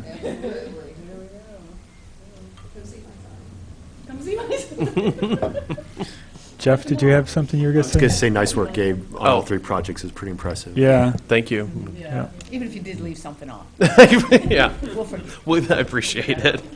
Yeah. 98 's still an A, right? Okay. Thank you, Gabe. 2 o'clock?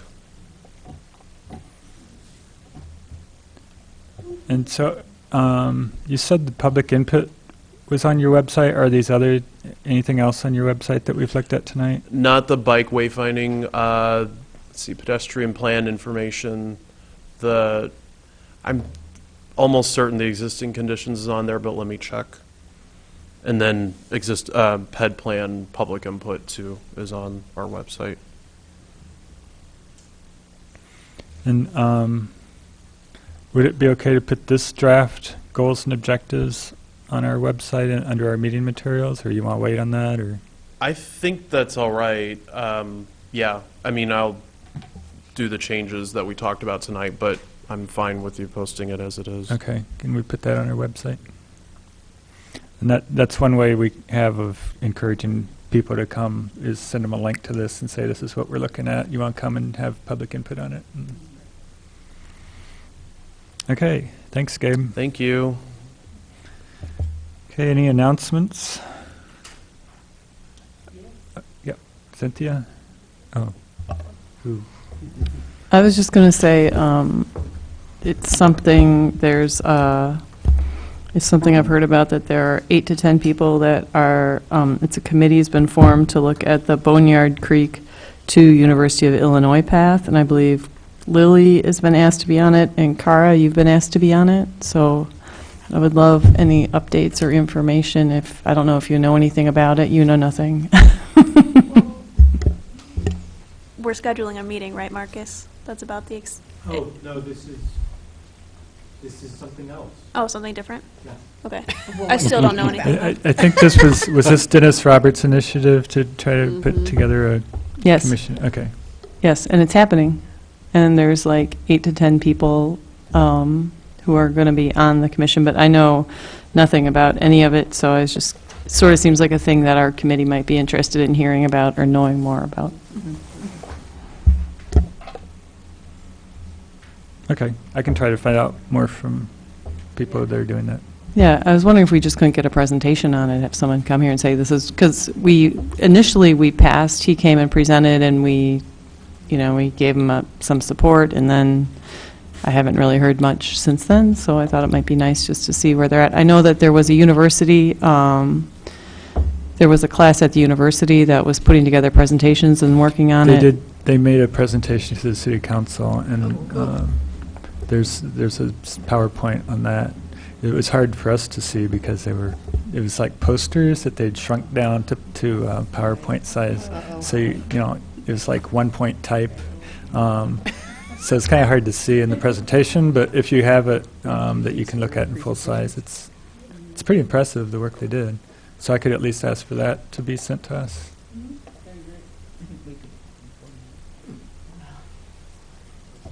Any other announcements?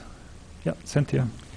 Well, we have a whole slew of stuff coming up in May for Bike Month, but I wanted to go ahead and say Bike to Work Day is May 1st, And the Illinois Bike Summit is May 7th, as Annie said, at University of Chicago. And Bike to School Day is May 9th, so that gives you things. All of the dates are also on the CU Bike Month calendar on the website. So all of the events are on there, and there also are some classes scheduled, and I have some flyers here for. This is moving even out into June, but there's a beginning bicycling class we've worked on with the Park District, and that will be June 9th. And then I wanted to give you our flyer that we created to encourage bicycling for teens. And if you have any feedback on it, let us know. We went and looked at what American teenagers are spending their money on. And so you'll see that we put in there how much they could spend on other things. And some of it's kind of ridiculous, like 10 years worth of clothing you could buy for 1 year of having a car. And so we were trying to give them a way to measure how much it is they would spend on a car for themselves. So if you have thoughts or ideas, let us know. But we were trying to give them very graphic information that it was relatable to their frame of reference and their spending habits. This is with $10,000 you could buy. Yes. So Yes. a year of savings from a car, you could buy 1,500 cups of Starbucks coffee. That's right. It turns out they spend, their two biggest items are clothing and coffee, and Starbucks is where they buy most of their coffee.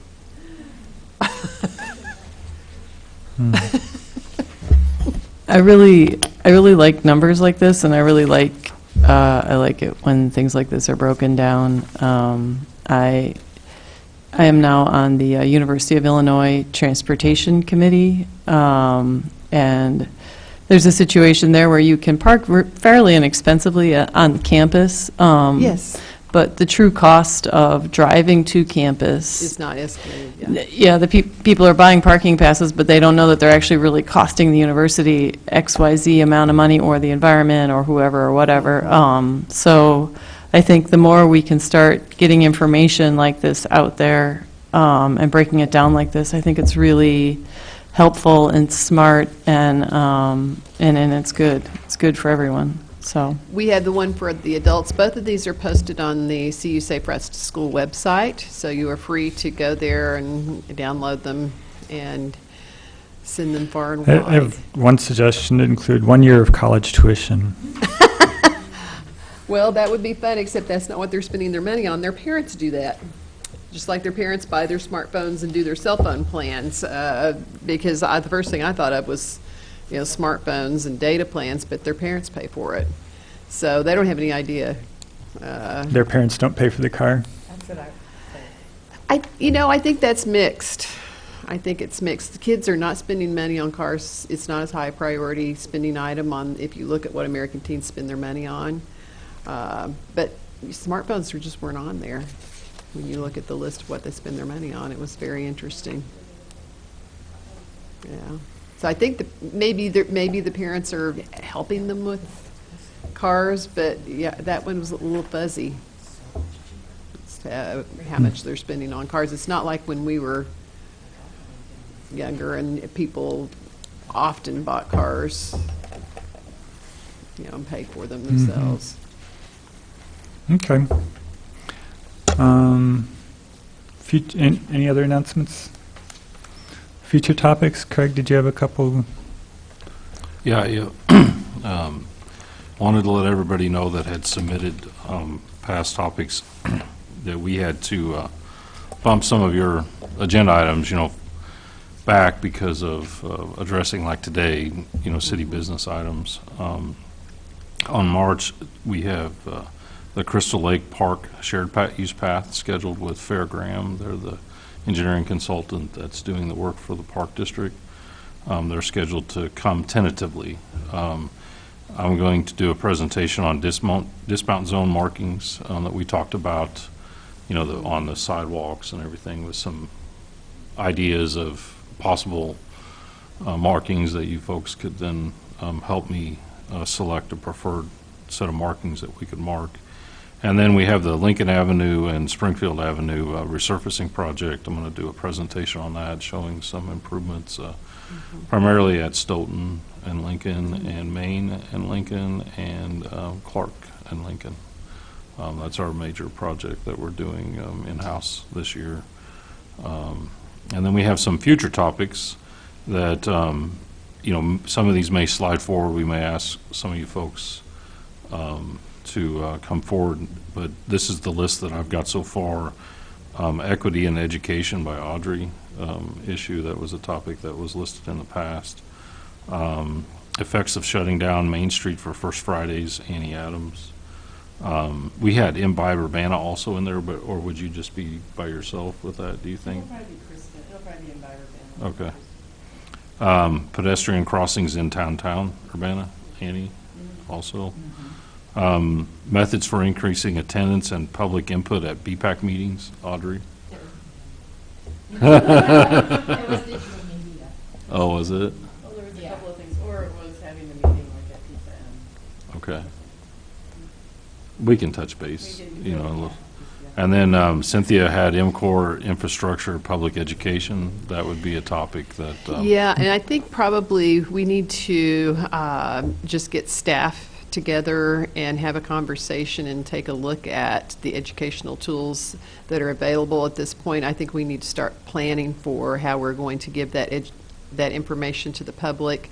We don't want to put the infrastructure in and then have it can really be a blowback on you if you put it in and people haven't heard anything about it and don't know how to use it. Yeah, and that topic may rise to the front here. Yeah, but we could go ahead and start talking about it before we come and say, here are some of the alternatives. Maybe even give people some stuff to look at before the meeting, because it could be a little time consuming to take a look at a lot of it. But because we're talking about videos also, I think we could be talking about, 30-second to a minute videos of how you use a two-stage left turn, diagrams, narrative, et cetera, so that we give people that information. That project, by the way, is starting tomorrow. There's going to be some signal work at Lincoln and Green. It really hasn't actually shut down for winter. I mean, believe it or not, there's been days Some work. that they still can work.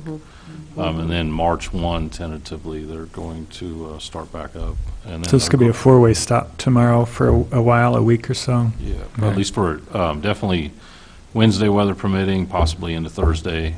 Each day in the evening, the signals will become operational again to get through the winter, the evening period.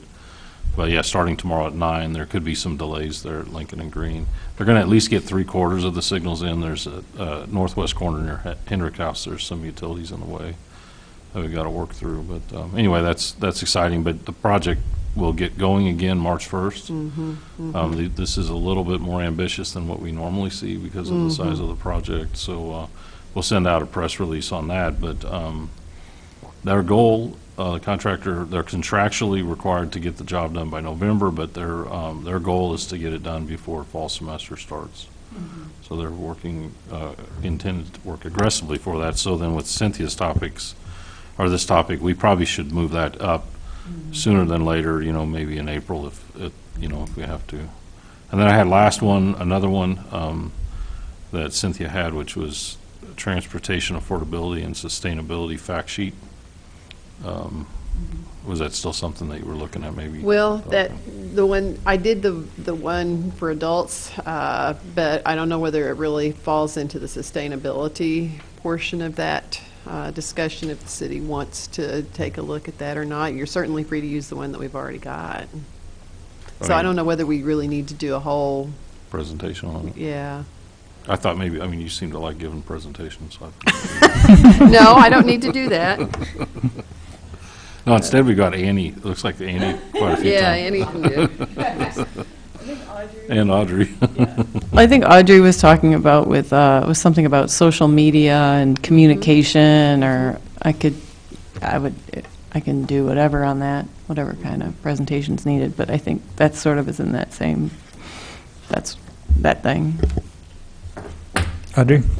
So I have a proposed future topic on Vision Zero. Is your mic on? Possibly next meeting getting Vision Zero on the agenda so that we could possibly take a vote of some kind, actually act on it. And I have copied just a little bit of information that you can study up for a quiz for next time.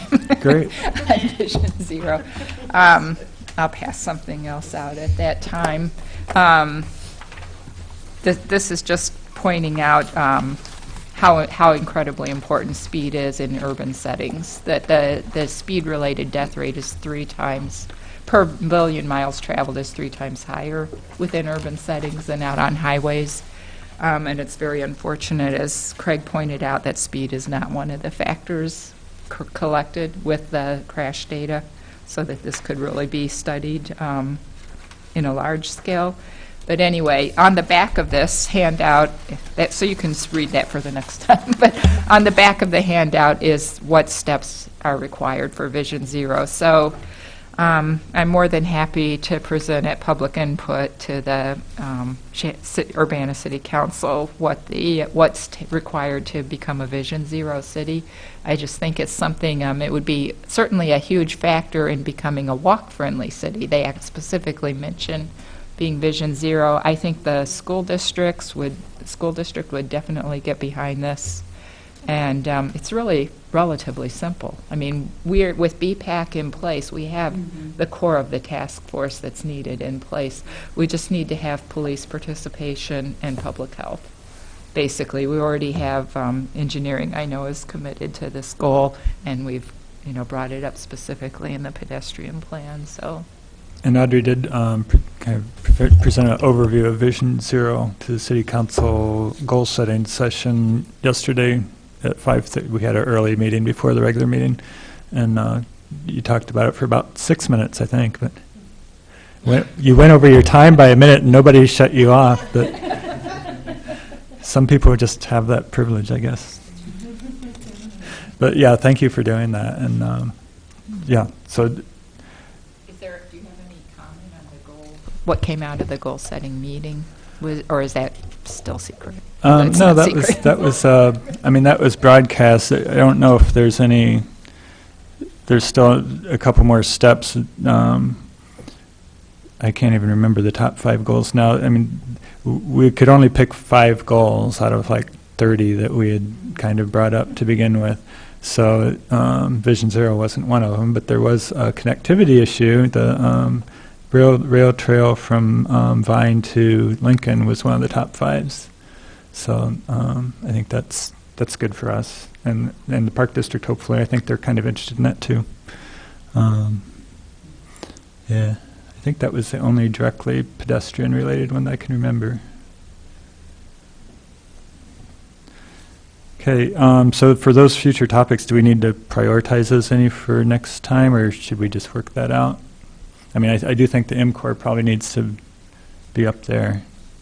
And then you said Fairgram might be coming.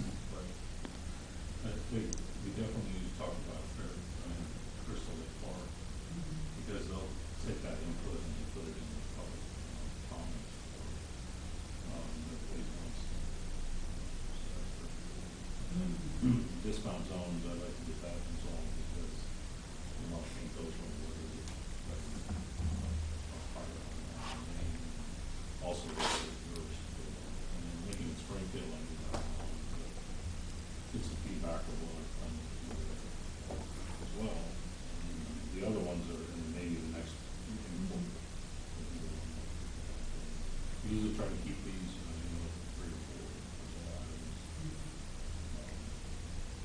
4 items. Okay.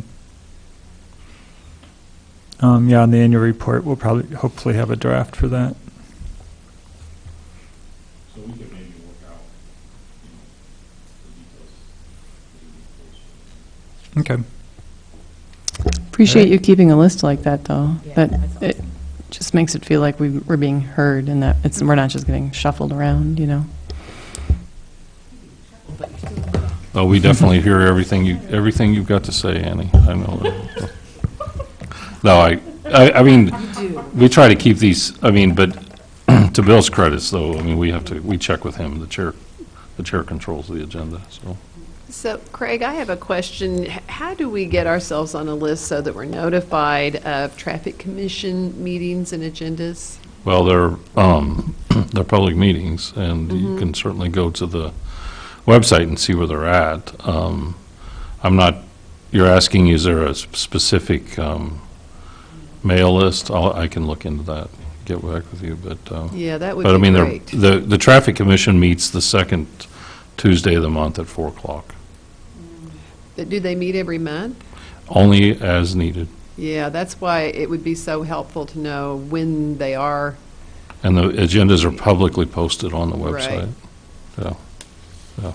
It'd just be helpful if we could get a little alert when they're meeting and here's what they're talking about. Yeah. If there's any way you all could set that up. I'm not so sure it's if on the- automatic. Yeah, well, at least you could watch the video then, if There there's is- a topic there are- on there you're interested in. Well, there are no videos for the videos. traffic. It's not videoed. There's audio though, isn't there? No, there's not audio posted. The recording secretary uses the audio to do the meet. There are meeting minutes, though.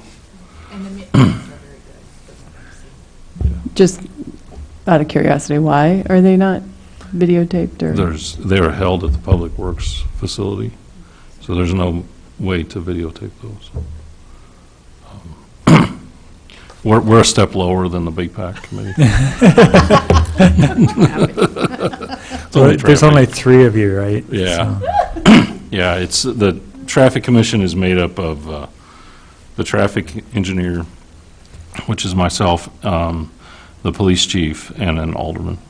And the alderman chairs the commission, and that's been that way for probably 40 years or so. It's been a long time. But they make decisions about changes that happen on our streets that have, stop signs and street Any- parking. any and they make the regulatory actual parking, decisions. yep. Yeah. Yep, and speed limits, and, We And don't- there's we're been a only number advisory. of occasions. They that make, they- well, in some cases, they make the recommendation. If it involves a change in parking, council has to approve it. that's right. That's true. That's right. Yeah, any regulatory decision, so a stop sign, speed limits, no parking, the commission can make a recommendation, but Okay. the city council has to pass an ordinance. Okay. If it's warning signs and such, the public works director has the authority to do it, Okay. and it doesn't go to council. Okay. Okay, and that's what day of the week? The second Tuesday of the Second month Tuesday. So at you 4 could o'clock. just program your calendar to send you a reminder on the second Monday or something to check the website for the agenda. Yeah. All right. Anything else about future topics anybody wants to bring up? I have an announcement. Dockless Bike Share is happening in April in the Urbana-Champaign and University of Illinois area. Just wanted to let everyone know. Can you tell us what brand? The brand is going to be private companies, multiple private companies. Okay. Thank you. With that teaser, even though we were past announcements, we'll let you do that. All right. Seeing no further, go ahead. I had Audrey. one question. Who's the chair of the wayfaring committee that? Wayfinding. Wayfaring. That I can have, I'll talk to Don Owen about volunteering me as the school district rep so we can remember to put the schools on the slides. To you? Okay. I'm not the chair, but I don't know if we have Yeah. Okay. chair. Well, I just wanted to know who Don should contact. Okay. Yeah, because currently the school district is not. Yeah, you gave him an opportunity, I think, but I'm sure the staff was very busy. Yeah. Mhm. Yeah, okay. Okay, thank you. Seeing no further business, this meeting is adjourned.